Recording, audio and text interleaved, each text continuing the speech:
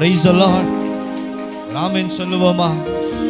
பயந்த ஒரு மனுஷையா, அவனுக்குள்ளாக ஆண்டவருடைய வார்த்தை புறப்பட்டு வந்தவுடனே கர்த்தருடைய ஆவியானவர் அவன் மேல் இறங்கினவுடனே அவன் வேறு மனுஷனா மாறினான். ஆமென் சொல்லுங்களேன். நீங்க செய்கிற ஆராதனை தேவனுடைய வார்த்தையை இந்த இடத்திலிருந்து வல்லமையை புறப்பட பண்ணி இந்த நகரத்தை ரட்சிக்க வேண்டும், இந்த பட்டணத்தை ரட்சிக்க வேண்டும், இந்த பகுதியை ரட்சிக்க வேண்டும். என்ன அர்த்தம் தெரியுமா? இந்த கோவை புதூர் ஆண்டவர் உங்க கையில் ஒப்பு கொடுக்கணும். சத்தம் ஒரு ஆமென் சொல்லுங்களேன். என்னுடைய ஆராதனை அப்படி இருக்கணும். எத்தனை பேர் விசுவாசிக்கிறீங்க? ஆமென் சொல்லுவோமா? யோனா தீர்க்கதரிசி சொல்லுகிறார், நான் நெருக்கத்திலே கர்த்தரை நோக்கி கூப்பிட்டேன், அவர் என் சத்தத்தை கேளாமல் போனார். 4 பேர் தான் சொல்றீங்க. அப்படியே பக்கத்துல பார்த்து சொல்லுங்களேன், என் ஆண்டவர் உங்க கூட இருக்கிறார், என் தேவன் உங்களோடு இருக்கிறார், அவர் உங்களை ஹானர் பண்ணுகிறவர், அவர் உங்களை உயர்த்துவார், அவர் உங்களை மேன்மைப்படுத்துவார். விசுவாசிக்கிறீங்களா? ஆமென் சொல்லுவோமே. அவரை பார்த்து பாட போகிறோம். என் தஞ்சம் நீரே, என் கோட்டை நீரே, என் அடைக்கலம் நீரே, மறைவிடமே என்று சொல்லி எத்தனை பேர் சந்தோஷமா இருக்கிறீங்க? சேர்ந்து உற்சாகமாய் கரங்களை தட்டி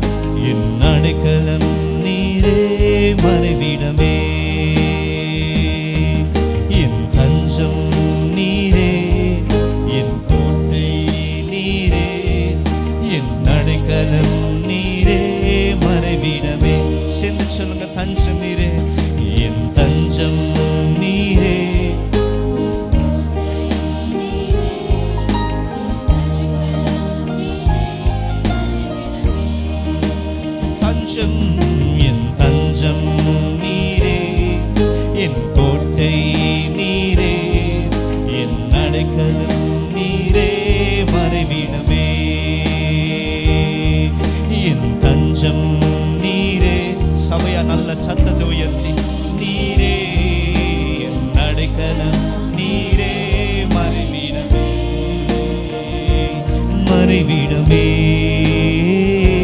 மறைவிடமே. நான் உம்மை கூப்பிட்ட நாளில் வந்தீரே, என் ஆத்துமாவில் பலன் தந்தீரே. நான் உம்மை கூப்பிட்ட நாளில் வந்தீரே, என் ஆத்துமாவில்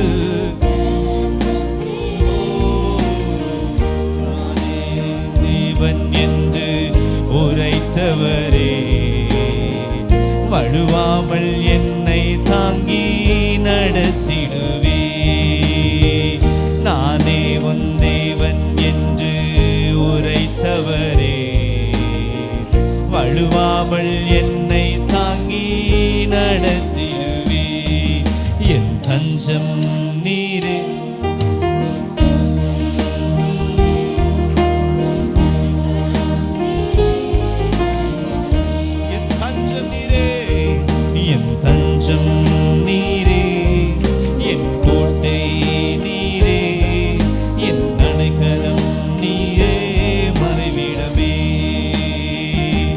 மறைவிடமே.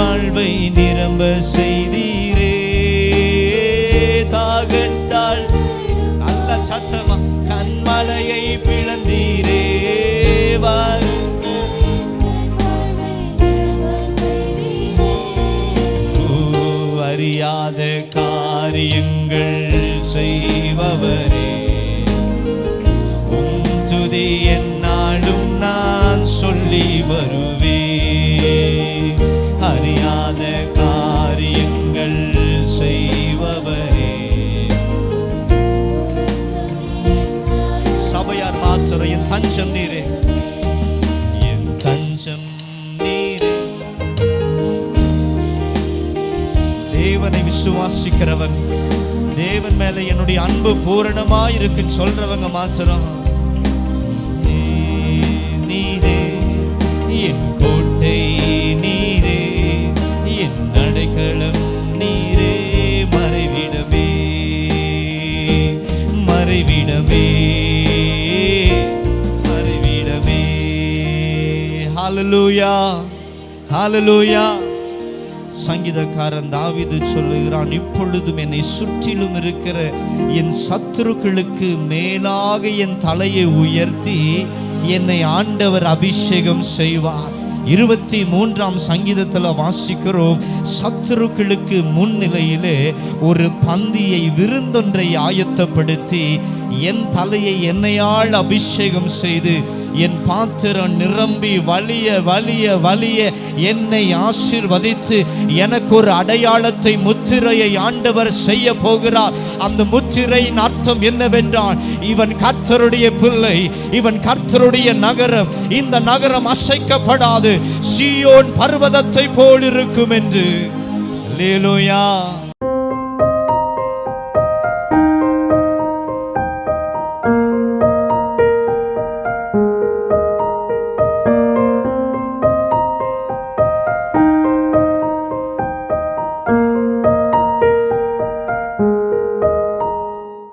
சுவிசேஷம் அதிகாரம் 19 வசனம் 1.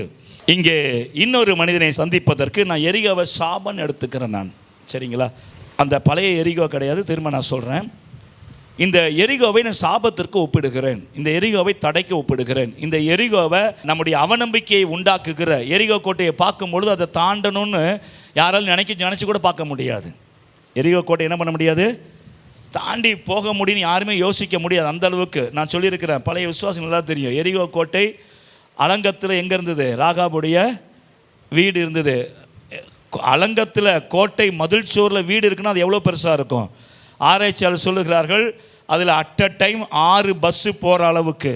இந்த ரோட்டில் ஹைவேஸ் பார்த்துருக்குறீங்களா? ஏன்னா சிலர் இந்த ஊரை விட்டு தாண்டி இருக்க மாட்டாங்க. மிஞ்சி போனேன் இங்கேருந்து பக்கத்து ஊருக்கு போய்ட்டு ஊருக்கு போனேன்னுவாங்க. நம்ம சபையில் அப்படி விசுவாசிலாம் இருக்கிறாங்க. எங்கள் ஊருக்கு போகிறேன் பாஸ், எங்கே போகிறேன்? நான் கும்மிடிப்பதி போகிறேன். ஓகே ஓகே சோதரா. திருமலை மாவட்டத்து கும்மிடிப்பதி போகிறது ஊருக்கு போகிறாங்க. திருமலை மாவட்டத்து மதுக்கர் மார்க்கெட்டு போகிறது ஊருக்கு போகிறாங்களா? சரி ஓகே, ரொம்ப சந்தோஷம். இப்போ அவங்கள்ட்ட போய் ஹைவேஸை பார்த்துருக்கேன், என்ன சொல்லுவாங்க? கர்த்தருக்கு ஸ்தோத்திரம். இப்போ தான் கொஞ்சம் திருப்பூர்லாம் போயிட்டுருக்கிறேன், எதாவது பார்த்துருக்கலாம். கர்த்தருக்கு ஸ்தோத்திரம் உண்டாவதாக. ஹைவேஸ்னால் நான் 8 லேன் 6 லேன் சொல்கிறேன் நான். இங்கே ஹைவேஸில் திருநெல்வேலிலாம் போனீங்கன்னா, சென்னைக்கெலாம் போனீங்கன்னா, இந்த பக்கம் 2 லேனு, அந்த பக்கம் 2, நடுவில் ஒரு டிவைடர் இருக்கும். அதில் அந்த பக்கம் சர்வீஸ் ரோடு ஒன்று இருக்கும். அப்போ 2 4 6 வண்டி போகிற மாதிரி அவ்வளோ பெரிய லேனு. கோட்டை எவ்வளோ பெருசு தெரியுமா? அந்த கோட்டையில் வீடு கட்டுற அளவுக்கு பெருசு. அந்த வீட்டை தாண்டி பார்டரில் உங்களுக்கு பஸ்ஸு போகிற அளவுக்கு, ரதங்கள் போகிற அளவுக்கு பெரிய கோட்டை. நான் எரிகோவை சாபத்துக்கும் தடைக்கும் ஒப்பனையாக பார்க்குறேன்.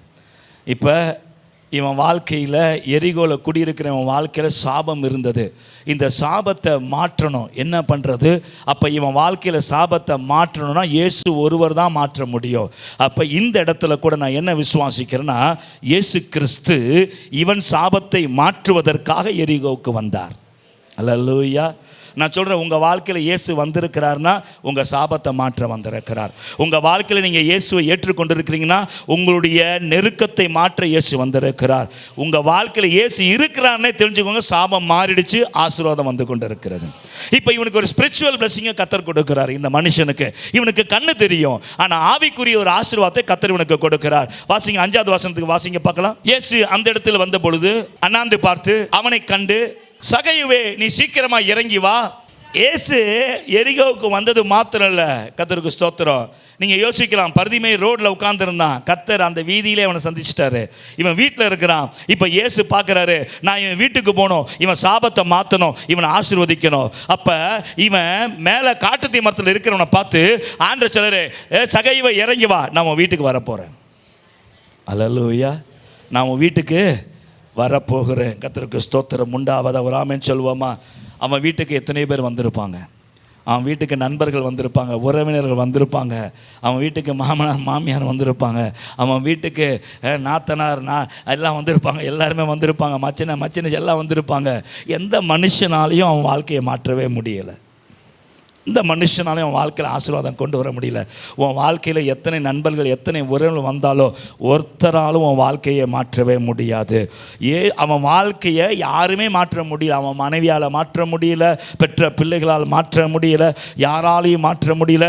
அவன் மோசமான ஒரு மனிதனாக இருந்தான். ஆனால் இயேசு என்னைக்கு அவன் வாழ்க்கையில் வந்துட்டாரோ அங்கே ஆவிக்குரிய கண்கள் திறக்கப்படுகிறது. அங்கே மார்க்கு சுவிசேஷத்தில் ஒருவனுக்கு கர்த்தர் மாம்சமான கண்களை திறந்தார். இங்கு ஒருவனுடைய ஆவிக்குரிய கண்களை திறக்கிறார். ஆவிக்குரிய ஆசீர்வாதத்தை அவனுக்கு கொடுக்கிறார். வாசிங்க 8வது வசனம், வாசிங்க சீக்கிரம். சகையை நின்று கர்த்தரை நோக்கி, ஆண்டவரே, என் ஆஸ்தியில் பாதியை ஏழைகளுக்கு கொடுக்கிறேன். ஒருவனிடத்தில் எதையாகிலும் அநியாயமாய் வாங்கினது உண்டான நாளத்தனையாக.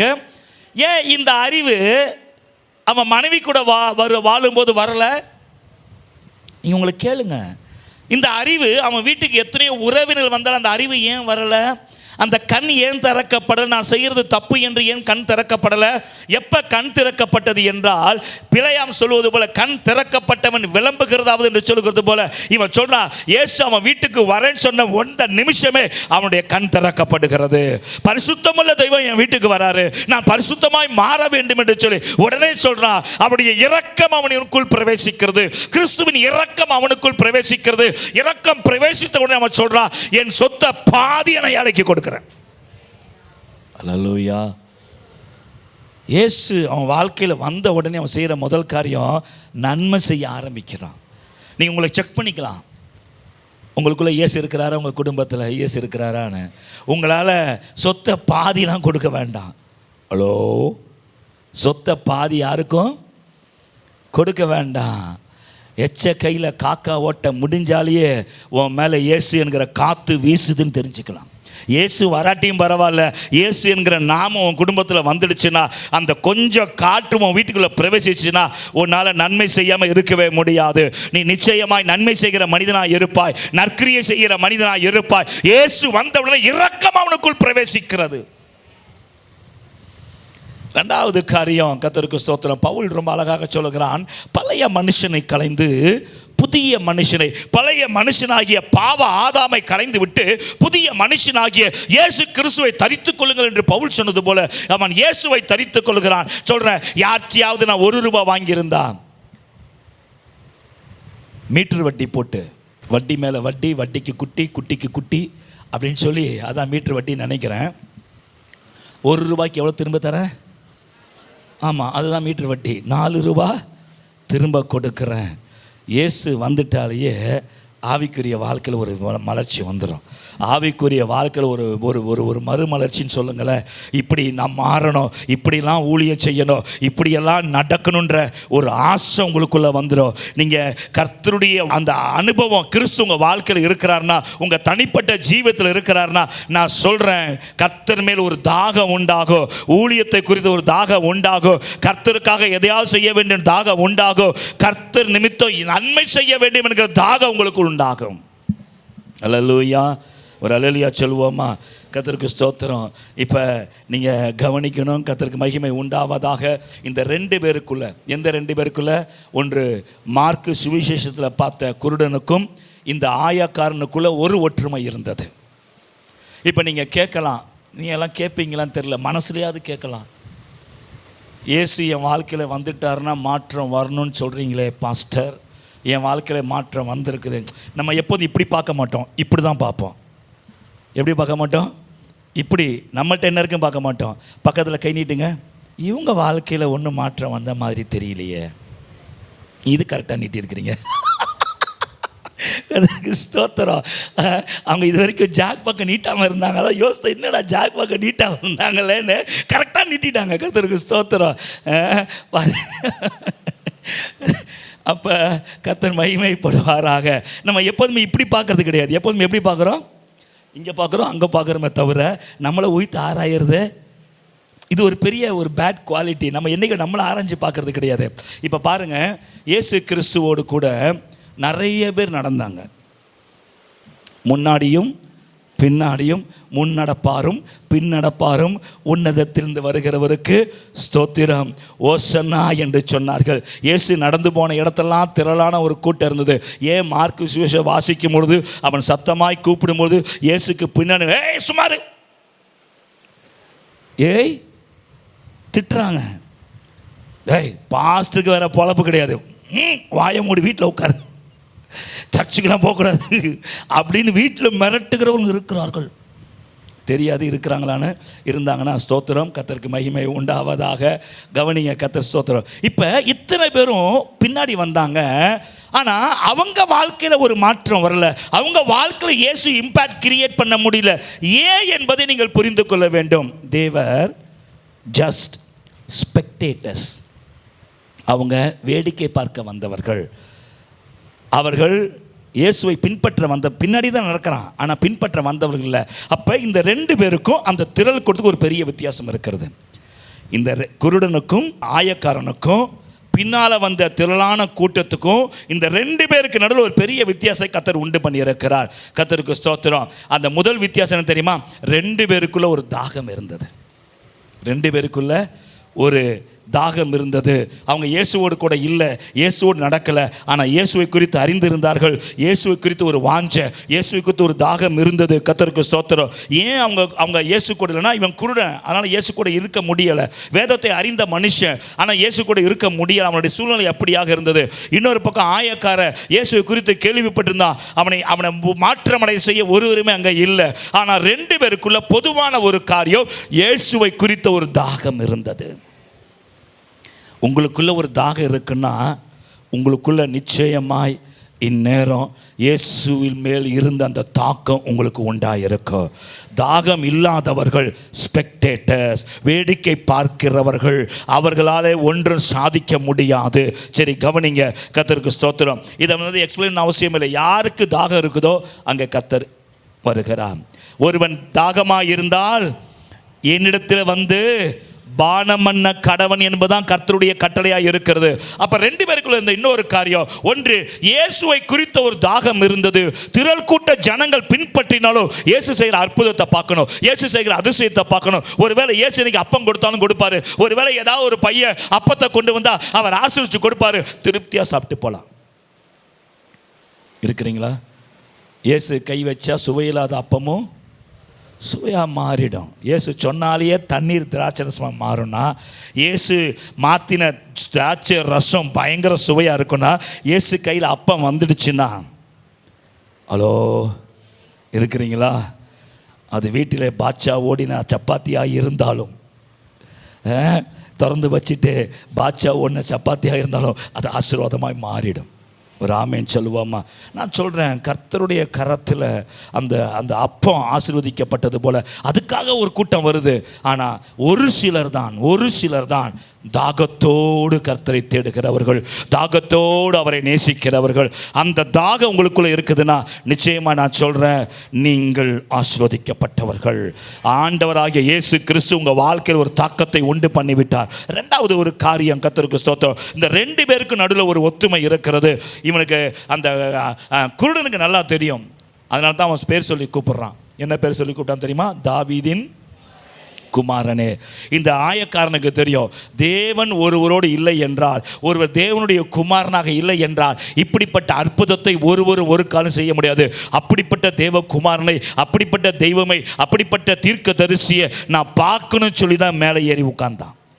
அப்போ ரெண்டு பேருக்குள்ள பொதுவாக இருந்த காரியம், ஒன்று தாகம், ரெண்டாவது விசுவாசம். ஸோ இயேசு கிறிஸ்துவை பின்பற்றின 1000-10000 பேருக்குள் இல்லாத தாகமும், அந்த ஜனங்களுக்குள்ளாக இருந்த விசுவாசமும் இல்லாத அந்த விசுவாசம் இவர்களுக்குள்ளாக இருந்தபடியினாலே. So I tell you dear people, அருமையான தேவ ஜனமே, நான் உங்களுக்கு சொல்கிறேன், இயேசு மேலே உங்களுக்கு தாகம் இருக்குன்னா, இயேசு உங்கள் வாழ்க்கையில் வந்துட்டா அவர் பெரிய இம்பேக்டை கிரியேட் பண்ணுவார். அந்த இம்பேக்டுடைய முதல் ஆசீர்வாதம் வேர்ல்ட்லி பிளஸ்ஸிங்ஸ். உலகத்தில் உங்களுக்கு என்ன தேவையோ அதை அவர் தராமல் இருக்க போவதே கிடையாது. உலகத்தில் என்ன தேவையோ அதை கர்த்தர் கட்டாயம் உங்களுக்கு தருகிறவராக இருக்கிறார். ரெண்டாவது, தாகம் அதிகமாக இருக்கிறவர்கள், சிலருக்கு தாகம் கம்மியாக இருக்கும், ஒரு கிளாஸ் தண்ணீரோடு நிறுத்திடுவாங்க. ஆனால் நம்ம எப்படி பண்ணுவோம்? சிலருக்கு தாகம் நிறைய தண்ணீரை குடிப்போம். அப்போ ஒருவேளை உங்களுக்கு தாகம் அதிகமாக இருந்தால், இயேசு மேலே உங்களுக்கு இருக்க தாகத்தை கண்டு அவர் உங்களுக்கு ஆவிக்குரிய ஆசீர்வாதங்களை கொடுப்பார். ஆமென். ஸோ ஆண்டவராகிய இயேசு கிறிஸ்து உங்கள் வாழ்க்கையில் வந்துட்டார்னா அவர் ஒருவர் தான் ஆசீர்வாதம் என்கிற இம்பேக்டை கிரியேட் பண்ண முடியும். அவர் ஒருவர் தான் ஆவிக்குரிய ஆசீர்வாதம் என்கிற பொக்கிஷத்தை உங்களுக்கு கொடுக்க முடியும்.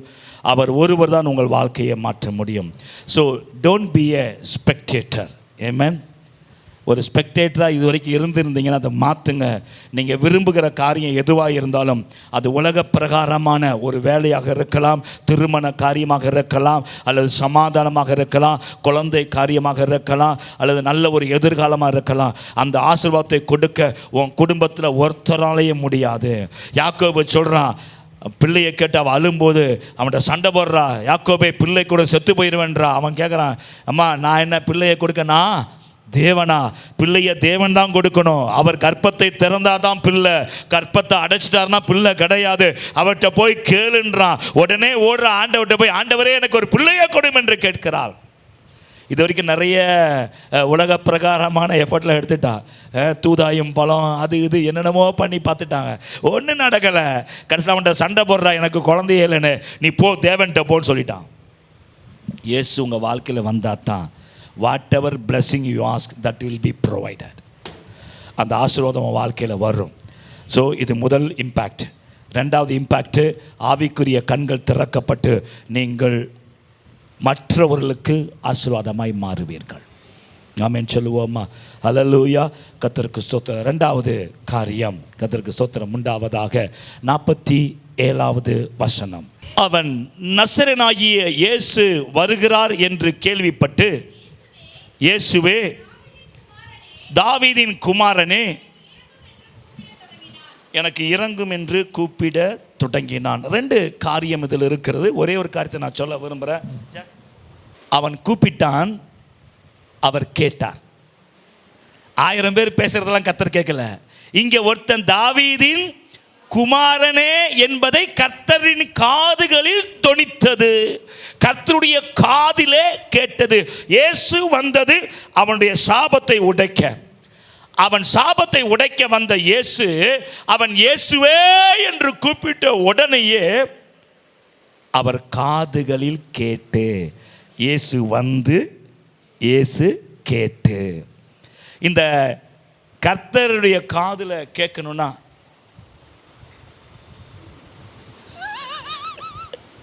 என்ன கேட்டுச்சா? அதை வாயத்தை வந்து சொல்ல, எல்லாருக்கும் கேட்குற மாதிரி சொல்லு. கேட்கல. அப்ப ரெண்டு பக்கம்னா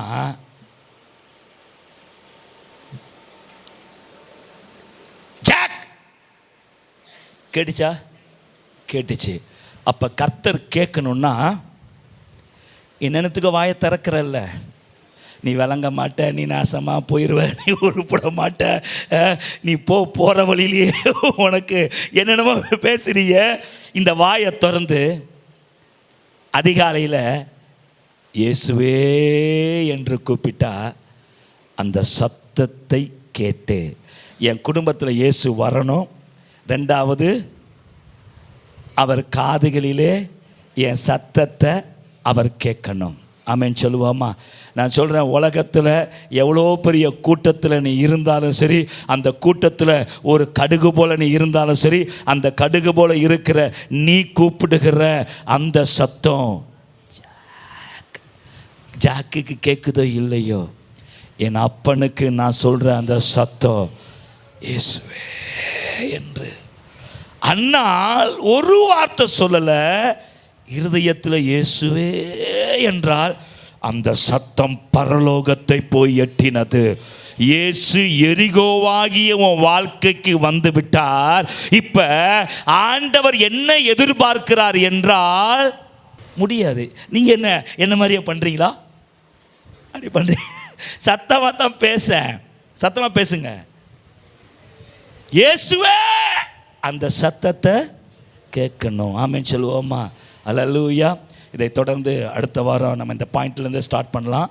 ஆகவே இப்பொழுது இதோடு நான் நிறைவு செய்கிறேன். கர்த்தர் மகிமைப்படுவாராக. ஒரு ஆமென் சொல்லுவோமா? அல்லேலூயா. தொடர்ந்து அடுத்த வாரத்தில் இந்த செய்தியை நம்ம தியானிக்கலாம். அடுத்த வாரம் ஒருவேளை தியானிக்க முடியலன்னா அதுக்கு அடுத்த வாரத்தில் தியானிப்போம். இப்போ என்ன ஞாபகம் இருக்குது உங்களுக்கு? முதல் காரியம், ஒரே ஒரு காரியம் கற்றுக் கொடுத்துருக்கிறேன். எரிகோவாகிய சாபமான என் வாழ்க்கையில் யார் வரணும்? இயேசு வரணும். உங்கள் அப்பா அம்மா, உன் கணவன் மனைவி பிள்ளைகள் அவங்க உன் சாபத்தை மாற்ற, உலகத்தில் உன் சாபத்தை மாற்ற ஒருத்தர் இருக்கிறார்னா அப்பனாகிய இயேசு ஒருவர் மாத்திரம்தான். மரத்தில் தூக்கப்பட்ட எவனும் சபிக்கப்பட்டவன் சொல்லப்பட்டிருக்கிறபடியே என்னுடைய எல்லா சாபத்துக்கு நீ நியாயப்பிரமாண சாபம்னா, இப்போ நியாயப்பிரமாணம் என்ன? உன் தாய் தகப்பனை எத்தனை பசங்க கனம் பண்ணுறீங்க? எத்தனை பசங்க எதிர்த்து பேசுகிறீங்க? எத்தனை பசங்க உங்கள் தாய் தகப்பனை அசட்டை பண்ணுறீங்க? எத்தனை பசங்க உங்கள் அப்பா அம்மா அள வைக்கிறீங்க? இது நியாயப்பிரமாண சாபம். உன் வாழ்நாள் நீடிச்சிருக்காது. உன் தாய் தகப்பனை கனம் பண்ணலை, உன் தாய் தகப்பனை நீ அசட்டை பண்ணுற, அவங்கள கண்ணீர் விட வைக்கிறேன்னா இது நியாயப்பிரமாண சாபம். இப்போ நான் இயேசு என் வாழ்க்கையில் வந்துட்டாரு. எதுக்கு தெரியுமா? இந்த சாபம் என் வாழ்க்கையில் இருந்தது. இந்த சாபத்தை உடைக்க தான் இயேசு வாலிப பிள்ளைங்க வாழ்க்கையில் வந்திருக்கிறார். அல்லேலூயா. அவங்க வாழ்க்கை சாபமாக இருக்கக்கூடாது. தாய் தகப்பன் கண்ணீர் அவங்கள பாதிக்கக்கூடாது. தாய் தகப்பனுடைய சாபம் அவங்கள பிடிக்கக்கூடாது. அப்போ ஒவ்வொரு வாலிப பிள்ளை வாழ்க்கையில் இயேசு வந்திருக்கிறார். ஏன் தெரியுமா? அந்த சாபத்தை, அந்த எரிகவை உடைத்து இயேசு ஒவ்வொருடைய வாழ்க்கையில் வந்திருக்கிறார். நியாயப்பிரமாணத்தின் சாபம் என்ன? உனக்காக யாதொரு சொரூபத்தை உண்டாக்காதிருப்பாயாக. இன்னைக்கு காலையில் மெசேஜ் அடித்து முடித்த உடனே பாட்டு போடுறேன், ஒரு பாட்டை கேட்கலான்ட்டு. ஒருத்தர் பயங்கரமாக பாட்டு பாடிட்டுருக்கார். பாட்டு நல்லா இருக்குது, ஆனால் கழுத்தில் பெருசாக ஒன்று போட்டுட்ருக்கிறாரு. நியாய பிரமாணத்தின் சாபத்துக்கு நீங்களாக்கி மீட்கும்படியாக என் அப்பன் இயேசு சிலுவையிலே தொங்கும்படியாக இந்த சபிக்கப்பட்ட பூமியில இயேசு வந்தார். சபிக்கப்பட்ட பூமியா? ஆம், சபிக்கப்பட்ட பூமி. ஆதிகாமத்தில் ஆண்டவராகிய தேவன் சொல்லுகிறார், இந்த பூமி உன் நிமித்தம் சபிக்கப்பட்டிருக்கும். அப்ப இந்த சபிக்கப்பட்ட பூமியில இயேசு இறங்கி வந்தது போல தனிப்பட்ட ஒவ்வொருடைய வாழ்க்கையில, எரிகோ போன்ற சாபமுள்ள வாழ்க்கையில என் அப்பன் இயேசு வந்திருப்பது எதற்கு என்றால் நம்முடைய சாபங்களை உடைப்பதற்கு, நம்முடைய சாபங்களை நீக்கி நம்மை ஆசீர்வதிப்பதற்கு. ரெண்டு விதமான ஆசீர்வாதங்கள், அதாவது பிசிக்கல் பிளஸிங்ஸ், அதாவது மெட்டீரியல் வேர்ல்ட்லி பிளஸிங்ஸ், நல்ல வேலை, நல்ல குடும்பம், நல்ல பிள்ளை என்கிற வேர்ல்ட்லி பிளஸிங்ஸ். ரெண்டாவது அவருடைய ராஜ்யத்தை கட்டுகிறதற்காக ஸ்பிரிச்சுவல் பிளஸிங்ஸை கொடுக்கும்படியாக வந்திருக்கிறார். அடுத்த காரியம், நம்ம இந்த சாபத்தில் விடுதலையானதுக்கு அப்புறம் கூப்பிடணும் ஜீசஸ். அந்த சத்தத்தை நான் சொல்கிறேன், அழுகையை யார் கேட்டாலும் பிரச்சனை. ஏலியால் ஒன்றும் பண்ண முடியல, அதனால என்ன பண்ணுற? அழுகுறேன், ஒன்றும் பண்ண முடியலை. யாராலையும் ஒன்றும் பண்ணுவோம், கண்ணீரை யாராலையும் துடைக்க முடியாது, உன் வேதனையை யாராலும் மாற்ற முடியாது. இந்த சத்தம் எங்கே போய் ஏறணுமோ அங்கே போய் ஏறுனா அற்புதம் நடக்கும். உன் வேதனை உன் கணவனுக்கு புரியாது, உன் வேதனை உன் மனைவிக்கு புரியாது. உன் வேதனை சத்தம் அங்கே போனா அங்க ரிசல்ட் கிடைக்கும். Don't expect from your spouse. உன் மனைவி உன் கணவன் உன் வேதனையை அறியணும் எதிர்பார்க்காத. அந்த எதிர்பார்ப்பே தப்பு. நீ அங்க சொன்னா இங்க எதிர்பார்ப்பு வைக்கலாம், நீ அங்க சொல்லாம இங்க எதிர்பார்ப்பு வச்சுனா வேஸ்ட். அங்க சொல்லு, இங்க மாற்றம் உண்டாகும். அங்க பேசு, இங்க கர்த்தர் மாற்றுவார். ஆகவே எதை கர்த்தர் கேட்கணும்? நான் அவரை கூப்பிடுவதை. எப்படி கூப்பிடணும், என்ன கூப்பிடணும், அடுத்த வாரம் பார்ப்போம். எழுந்து நிற்போம். கர்த்தர் நம்மை ஆசீர்வதிப்பாராக.